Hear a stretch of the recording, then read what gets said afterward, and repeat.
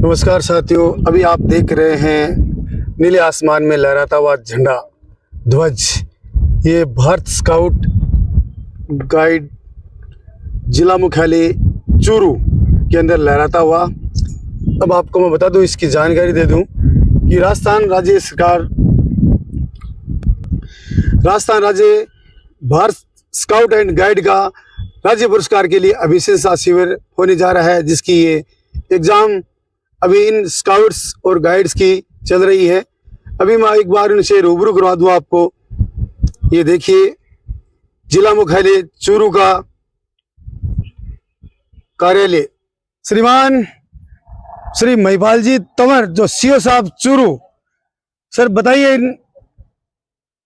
जो स्काउट और गाइड अपने सामने ये बैठे हैं और जो ये कैंप चल रहा है, शिविर चल रहा है, अभिशंसा शिविर, उसके बारे में पूरी डिटेल से जानकारी बताइए सर। राजस्थान राज्य भारत स्काउट गाइड जिला मुख्यालय चूरू के तत्वाधान में ये राज्य पुरस्कार अनुशंसा शिविर जो कि स्काउट गाइड रोवर रेंजर चारों का यहाँ चल रहा है। ये दिनांक 4 नवंबर से 7 नवंबर तक यहाँ आयोजित है और इस दौरान ये बच्चे अपनी विभिन्न स्काउट कलाओं का और जो इन्होंने वर्ष पर्यंत अपने क्षेत्र में रह के समाज सेवा के रूप में या सामुदायिक सेवा के रूप में जो कार्य किया है, उन सब का मूल्यांकन यहाँ होगा।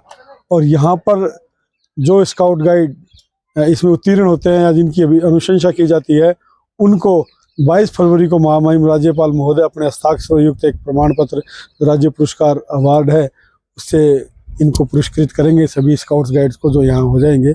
इस शिविर में 212 स्काउट, 81 गाइड हैं और 21 रोवर और 18 रेंजर इसमें भाग ले रहे हैं। और ये सभी पिछले 2 दिनों से यहाँ अपने तैयारी करते हुए जो जांच का कार्य है उसको संपन्न कर रहे हैं और यहाँ से सफल होने के बाद ये महामहिम राज्यपाल महोदय के द्वारा जारी प्रमाण पत्र प्राप्त करने के अधिकारी होंगे। धन्यवाद सर। ये स्काउट्स और गाइड्स है, इनका मैंने सुना भी है, देखा भी है, क्योंकि मैं खुद स्काउट रहा हूँ और एक एडवांस कैंप जो स्काउट का, स्काउट मास्टर का होता है, वो भी कर चुका हूँ।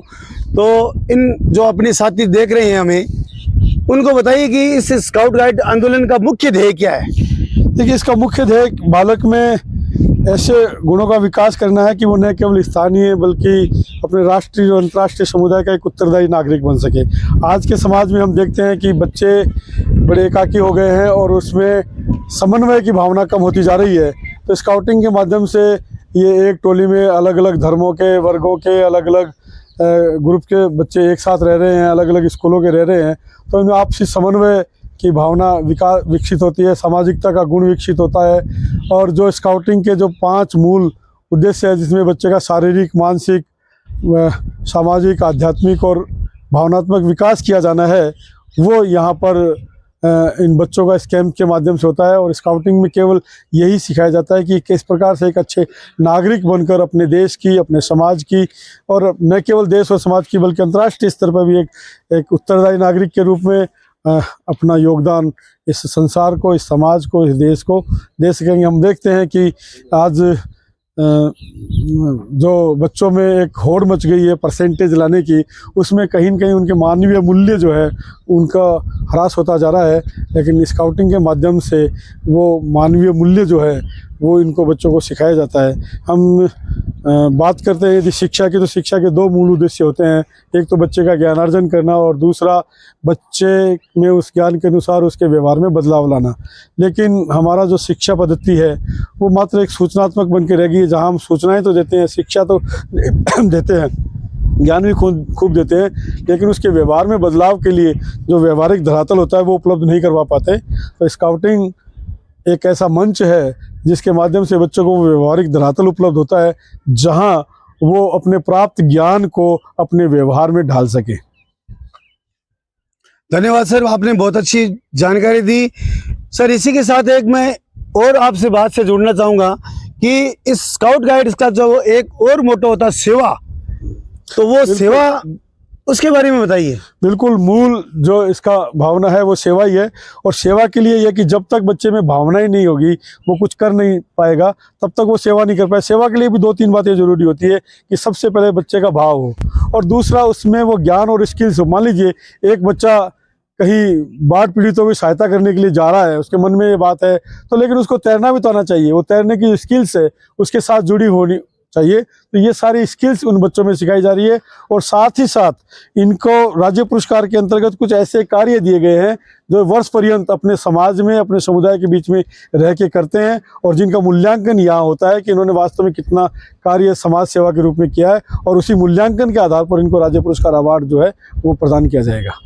चूरू जिले के सीओ साहब माननीय श्री महिपाल जी तंवर जो इस पूरे जो कैंप है इसके बारे में पूरी विस्तृत जानकारी देंगे, और इस कैंप का जो मोटो है, या इन छात्र छात्राओं या स्काउट्स गाइड बोलूं जो भी मैं, इनको जीवन में क्या सीखने को मिलेगा। सर, इन स्काउट्स और गाइड्स के लिए सौभाग्य की बात है कि राज्यपाल महोदय इनको अपने हाथों से ये प्रमाण पत्र देंगे। जी बिल्कुल, यहाँ जो बच्चे सफल होते हैं, जिनकी अनुशंसा यहाँ से की जाती है, उनको 22 फरवरी को, हर साल 22 फरवरी को राज्यपाल अवार्ड रैली का समारोह होता है जयपुर में। उस समारोह में ये बच्चे जाते हैं और महामहिम के हाथों से ये अपना प्रमाण पत्र प्राप्त करते हैं। और मैं समझता हूँ राजस्थान में एकमात्र प्रमाण पत्र है जिस पर गवर्नर साहब के खुद के हस्ताक्षर होते हों। बहुत बहुत धन्यवाद। मैं अब सभी को बता दूं कि मान महिपाल जी तंवर जो जिला मुख्यालय चूरू के सीओ साहब है, आपके सानिध्य में हर साल यहाँ से बहुत सारे स्काउट्स और गाइड्स तैयार होकर निकलते हैं।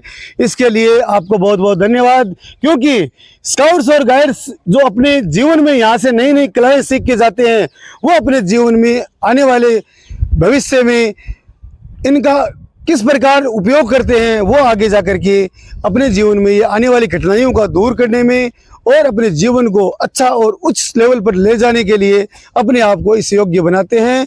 और यहाँ से जाने के बाद यहाँ से जो कलाएं सीख के जाते हैं उनका अपने व्यवहार में, समाज में और जीवन में उनका लाभ लेंगे। उसके लिए इनको बहुत बहुत धन्यवाद। नाम